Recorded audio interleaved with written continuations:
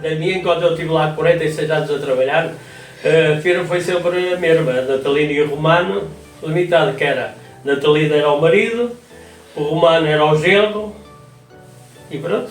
Mas houve aí, aquela casa tem algumas histórias giras, o Marco não se recorda, por isso é que eu também estou aqui, a gente estamos aqui a fazer um bocadinho o vídeo e vamos tentar com que todos, pai, filho, netos, falem um bocadinho.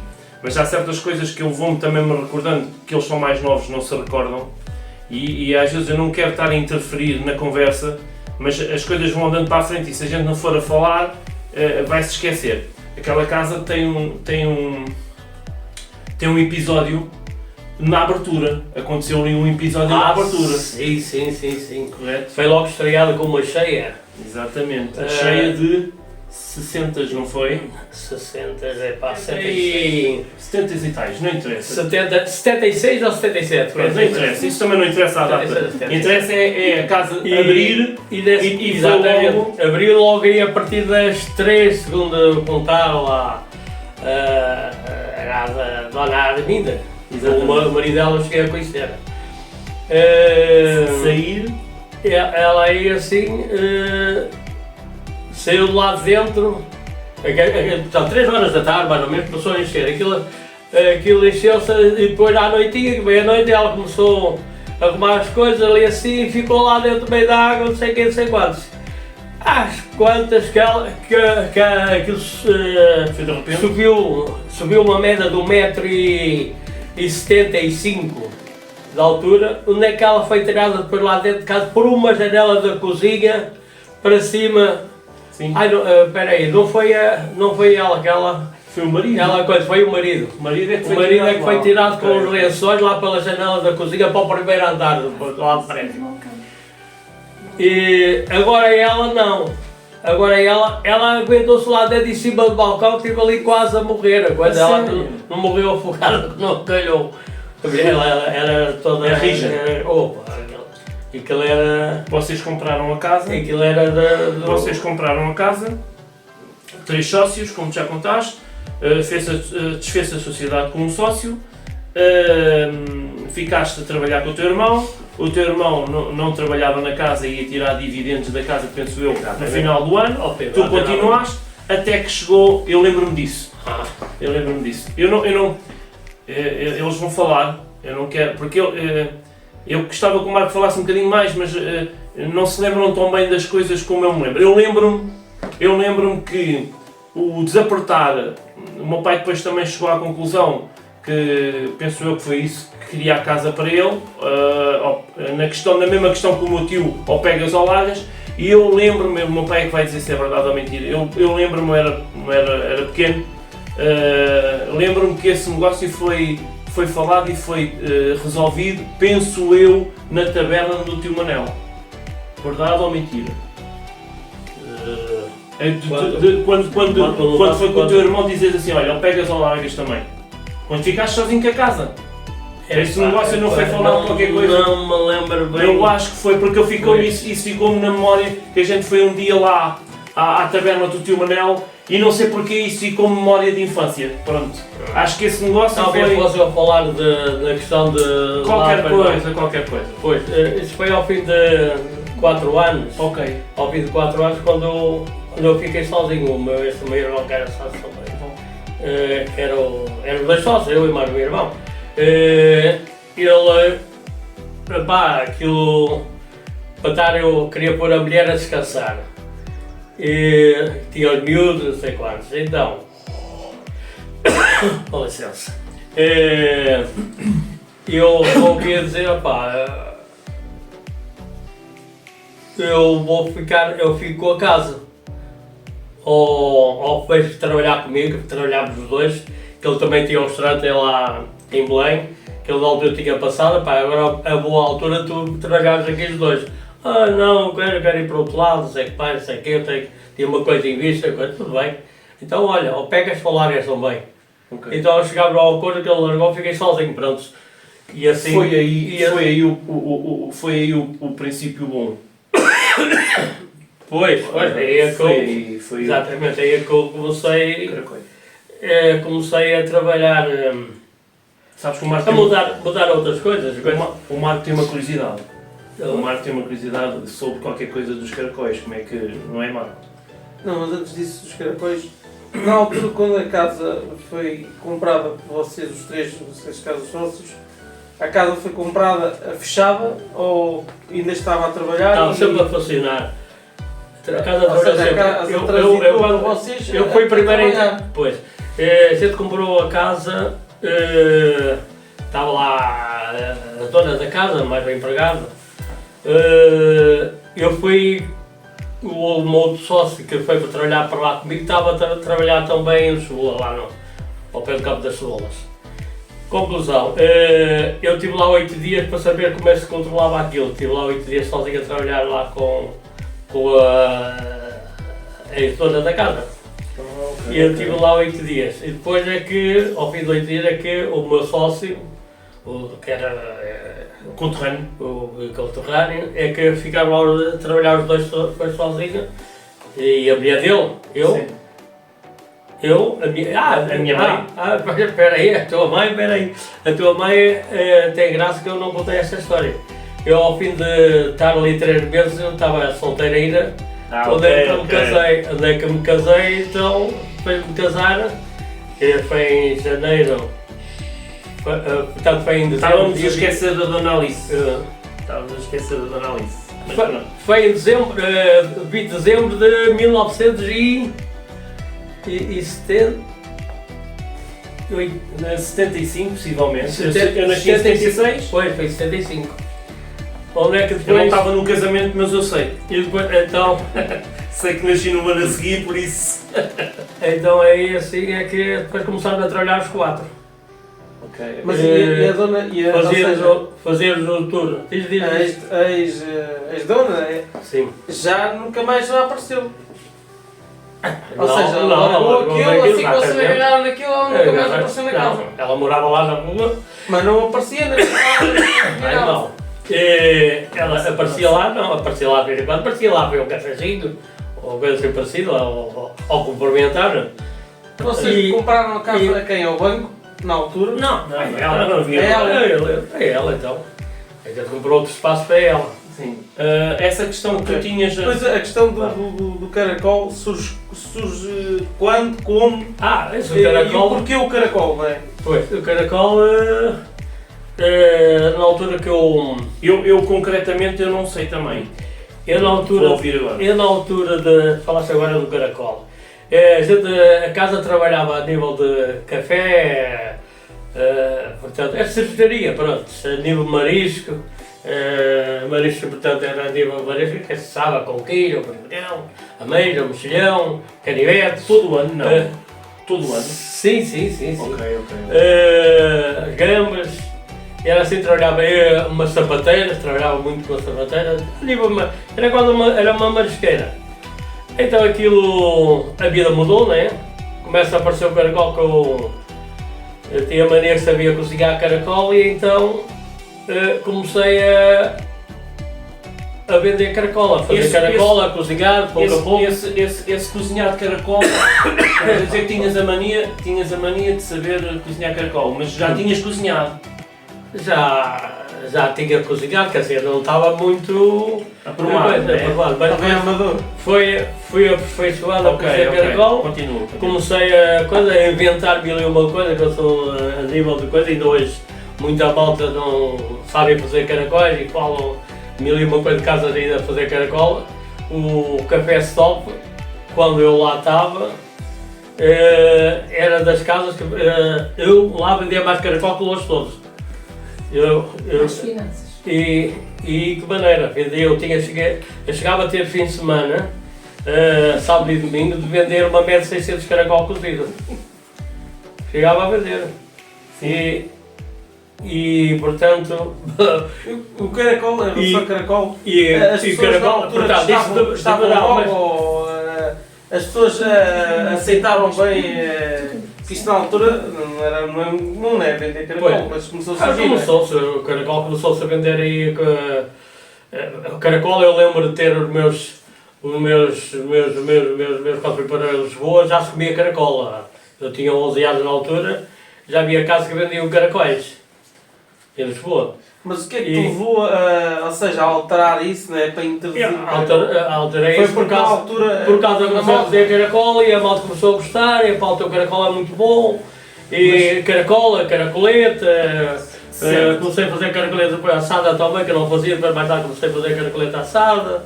Essa caracoleta assada, diz-me tu, tem alguma coisa a ver com uma tabernazinha que havia lá ao lado do Manel ou não tem nada a ver com isso? Ou o Manel deu-te aí alguma dica nisso ou não? Não dizia aquilo, a segredo dele não dizia. Agora outra coisa, havia aí uma situação, quem contava também era a mãe, que tu vendias lá,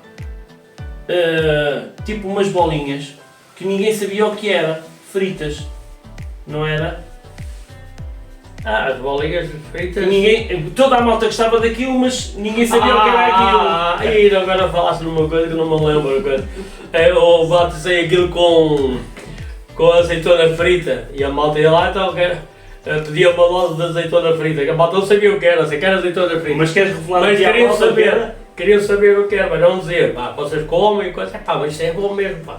Mas a azeitona não tem nada a gosto de azeitona frita. Pois não, isso não é azeitona frita. Depois acabava de dizer que aquilo era rins de frango frito, com molho especial que eu fazia e coisa, então a malta comia aquilo, fazia aquilo às doses. Se a malta gostava daquilo. Hoje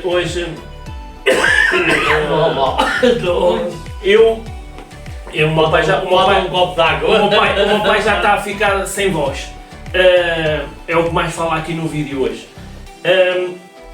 Como este canal é sobre carros, como vocês todos sabem, e eu mesmo assim, eu fui criado no café, fui criado debaixo das mesas, e os carros mesmo no café nunca me abandonaram. Eu vou explicar porquê, um pequeno pormenor.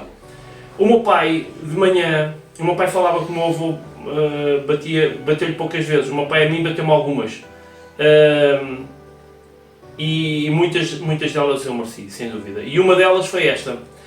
E como os carros nunca me abandonaram, o meu pai, o que é que o meu pai fazia ao caracol?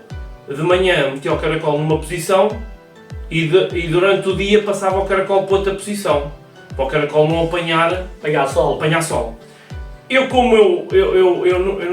Eu nunca gostei muito de escolher caracol, lavar caracol, porque o caracol, aquela nhanha que o caracol deitava, sempre a mim meteu muita confusão. E até mesmo a pegar nos sacos de caracol vivos, a mim metia confusão. Então o que é que eu me lembrei de fazer? O meu pai um dia lembrou-se... Tinha dois daquilo. Sim. Mais ou menos. O meu pai o que é que se lembrou de um dia? Pá, muda-me o caracol de um lado para o outro e então o que é que eu fiz? Eu tinha um carrinho de rolamentos. E então, para não estar a pegar no caracol saco a saco, meti o caracol em cima do carrinho de rolamentos. O carrinho, eu metia o saco de caracol em cima do carrinho, com a corda puxava o carrinho de rolamentos, só que quando dei por mim, havia alguns sacos que já não vinham inteiros. Porquê? Os pregos do carrinho de rolamentos rompiam os sacos e eu vinha a espalhar pela calçada os caracóis. É claro que, mais uma vez, o meu pai dava-me umas palmadas. Mas pronto. Isso é só para explicar que mesmo assim, os automóveis a roda, mesmo no café, não deixaram. Marco, nós vamos também apressar aqui um bocadinho isto, porque senão fica muito longo e fica chato para vocês. Então, e depois, isto mais ou menos começaste a vender o caracol nos anos 90? Não, foi antes. 78, 79. Então, e depois foi... Desde aí depois comecei a vender, por exemplo, de 10 quilos, 15, 20, 40, 50, 100, 200, lá comecei por aí fora. E nessa altura, a nível de restauração, dia, não é? havia outro poder económico na restauração, ou não? Eu tinha mais coisas, portanto tinha os meus petiscos também. Sim. E... vocês podem não acreditar, mas é verdade. O meu pai conseguia pôr caracol cozido no Brasil. E vocês dizem como? é possível. O meu pai vai contar como é que é possível pôr caracol cozido no Brasil, certo? De um senhor... A história do autocarro. Como é que fazias isso para pôr... Como é que era esse processo do caracol? Havia alguém que te pedia o caracol, Pois, certo? tinha um indivíduo que vivia no Brasil, vinha cá passar férias, Exato. ou vinha cá passar Natal, ou Páscoa. Que era dono da Toy Torres. Exatamente. Ok. Já devia ter falecido. Certo, Na altura já tinha uns 50 e tal, já vai, pois já se foi de certeza. Pode ser que ainda não. Mas como é que se fazia? Foi, olha, Certo. Deus que eu tenha lá há muito tempo sem mim. Certo. Mas é assim, como é que o caracol, como é que conseguia E ele então, ele fazia a encomenda do caracol quando chegava do Brasil, chegava lá, pá, ó Aníbal, pá, tal dia vou para o Brasil e eu preciso que a tantas horas para fazer X de caracol, vá, sei lá, levava aí os 10 pratos de caracol ou coisa parecida. E houve uma altura que ele foi lá buscar caracol, não sei o que, ele descuidou-se, sujou a camisa toda. Entrou lá uma caixa de caracol, sujou a camisa toda. E não agora, pá, agora não tinha aqui coisa. Tinha o meu cabedal mais ou menos. Lá foi arranjar uma camisa e coisa, lá ele vestiu a camisa, olha, está mesmo boa. E depois pronto, cara, agora para não ia nada, coisa isso, para a próxima, para lá trouxe depois uma presa lá do Brasil. Ele veio para a próxima. Normalmente a malta quando vai ao Brasil traz as chinelas, ele trouxe uma prenda. Então e na altura, depois entretanto, vendeste o caracol e o que é que havia mais para além do caracol? Ainda continuavas a fazer as mesmas coisas anteriores? Havia boelas, havia pica-pau, havia bifanas e marisco, vendia sempre coquilha, berbigão, ameijo. Aos fins de semana vendia sempre, tinha sempre muita variedade. As pataniscas do stop que eram muito boas, as pataniscas de bacalhau. Às vezes lá me pediam para fazer o almoço, lá fazia uma bruta dobrada, uma bruta mão de vaca, uma grande feijoada, assim do género, coisas fazia sempre. Tinha sempre lá uma malta a comer, mas fazia só por encomenda. Agora se o resto quisesse ir lá chegar a comer um bife para um bitoque e coisa, comia. Agora o Marco vai perguntar, o Marco vai te fazer a pergunta. Tu tens uma paixão, não é? Como eu tenho dos automóveis, como o Marco tu tens uma paixão. Em conjunto com o trabalho, não é? Surge a paixão pelos pombos. E como é que surge o pombal? Neste caso não era esse pombal. Eu já nasci já com outro pombal, mas antes desse pombal ainda houve outro pombal. Como é que surgiu essa necessidade ou esse gosto de ter um pombal perto do trabalho? Como hobby? Com certeza, era para um cara não andar muito de carro para estar ali sempre a dar assistência a ele, convinha estar sempre ali pertinho, mas o melhor possível, não é? Portanto, tive 500 metros, sempre tive bombola. Primeiro tive quase 1 km, depois depois das férias daquele, saí de lá uma casa que morava, depois vim morar por cima do café, comprei a casa, não sei o quê. E também então prefiro uma cheia? Depois prefiro um pombal lá ao pé, quando ali a 500 metros, né, que tive ali 38 anos ali o pombal. Fiz várias, né, ali depois, de vez em quando vai melhorar, né, fazer mais moderno. Lá tive ali 38 anos, hoje estou lá às paredes só, desse pombal. A nível de sair lá de um café, tive várias vezes, cheguei a ter lá mais, mas tive talvez umas 20 cheias que eu lá cheguei a ter. Uma delas foi a pior de todas, tive duas. Uma chegou com 2,45 metros, não fez tanto estrago, essa foi em 83. O nascimento da minha irmã. Foi em 83, em 1983. E o outro foi em 2,45 m lá dentro, coisa que ele quase chegava ao teto.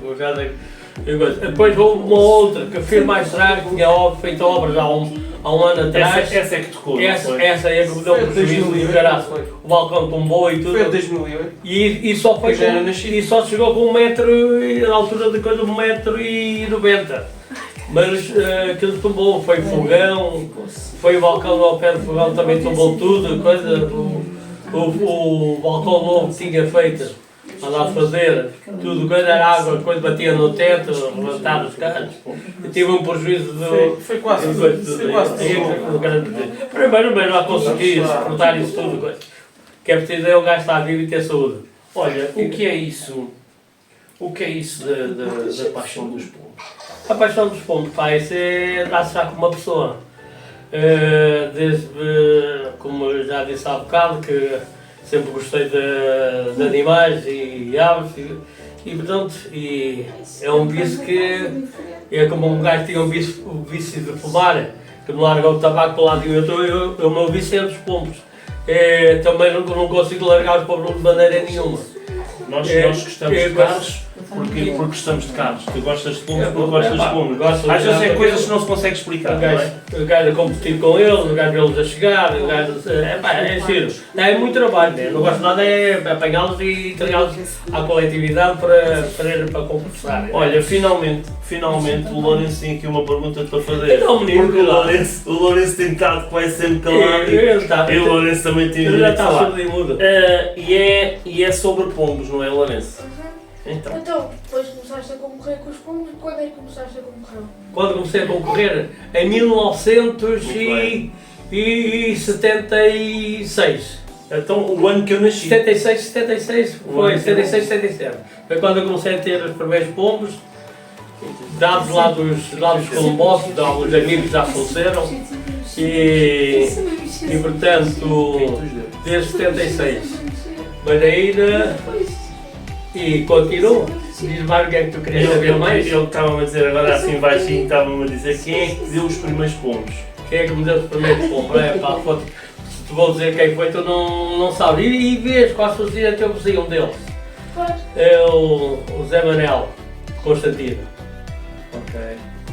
E foi para o Deus primeiro pombo. Ele, um amigo dele trabalhava na Lisboa, que me deixou lá ter lá uma capoeira com os primeiros pombos que lá tinha, lá no quintal dele. Qual é que é a cor que tu mais gostas dos pombos? Eu, a cor que mais gosto dos pombos, quando era assim mais da tua idade, gostava mais deles branquinhos. Agora não, agora eu gosto dos melhores, aqueles que marcam mais. Tanto faça preto, ou azul, ou balhado. Lembras-te da tua primeira classificação? Diz assim, primeira vez que marcaste um pombo. Sim, epá, espera aí, eu marquei um pombo. Essa emoção. Eu comecei ao princípio a voar, que eu não tinha ideia, aquilo era uma capoeira e que aquilo não era com balde, não era nada. Aquilo era pior que uma capoeira pequenina de galinhas, ainda era pior. Lá tive, nunca marcava nada, mandava coisas, 6, 7 pombos ou coisa assim parecida, só tinham uns 20. Isso ao princípio, né? Às vezes faltava um ou outro. Há num concurso de meio fundo, numa altura, que eu mandei 6 pombos, foi no meio fundo. E eu tive 2 pombos ali nos 10 primeiros. Aquilo foi. Aquilo é, pá. A partir daí passei anos e anos e coisas. E depois foi mais, depois voltei de bola, comecei a marcar. Depois lá. Vocês. Dali a coisa, tirei dali, lá onde tinha esse pombal desse quintal. Pus lá ao pé da casa que eu morava ali quase a 1 km. Lá tinha lá o pombal, fiz lá o pombal vagamente dos pombais. Já tinha um bocado de condições e já marcava aí 3, 4, 5 pombinhos. Esta malta não sabe, a malta que vê e vai ver este vídeo, a malta dos carros, não sabe. A colombofilia é o segundo desporto mais praticado em todo o mundo, a seguir ao futebol. Por isso, os apaixonantes são maiores do que até a malta do automobilismo. O Lourenço tem aqui mais uma pergunta. Agora nem tanto. Agora tem que quebrar. O pombal está Mas a quem é dar. Portugal? Não, mundialmente. Diz. Eu ouvi dizer uma história que até conseguiam fazer trafelice com a marcação dos pombos e tudo. Isso era antigamente a malta às vezes que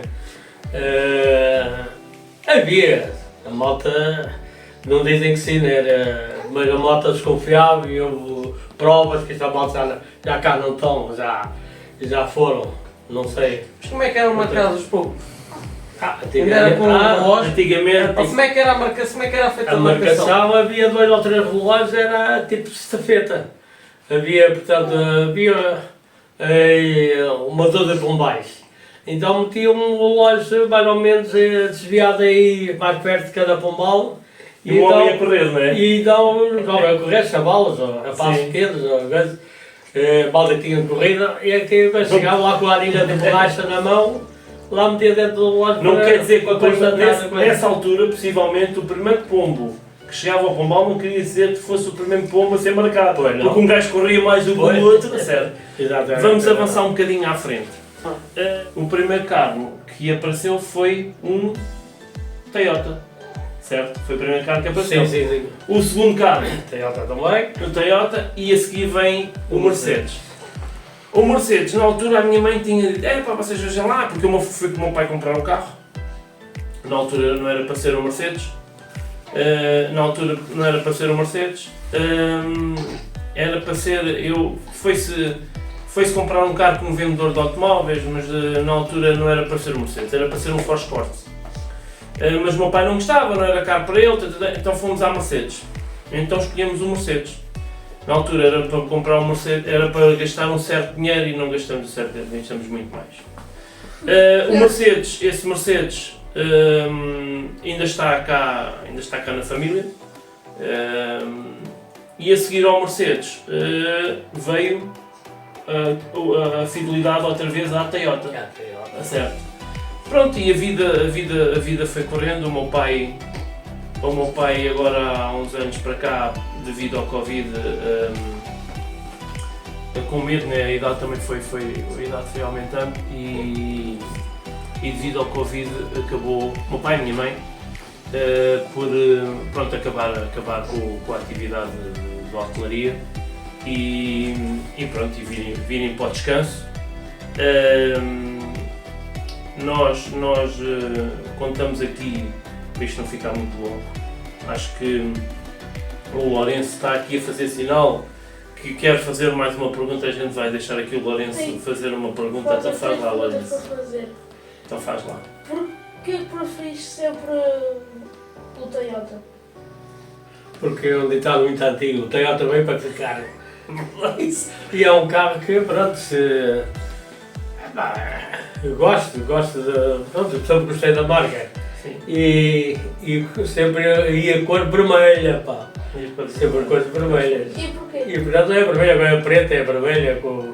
O Lourenço pergunta-te porquê o vermelho. Tem a ver com o bocadinho o clube, não é ou não? É, por causa do vermelho, por causa. Sou todo benfiquista, pá, o que é que há de ser outra cor? Ó Marco, se tens mais alguma pergunta para fazer?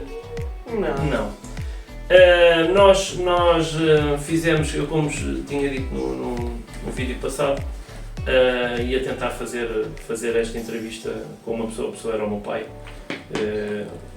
A intenção era saber aqui um bocadinho o processo da vida toda do meu pai. Neste caso a minha mãe não está presente no vídeo, mas ela está a ouvir. Não estando presente também faz parte dele.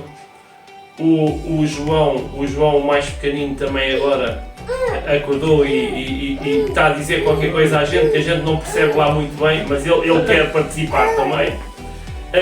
Eu disse que ia fazer um vídeo que fosse um bocadinho diferente. Este vídeo também é para ficar registado. Isto é uma memória que vai ficar para todos nós.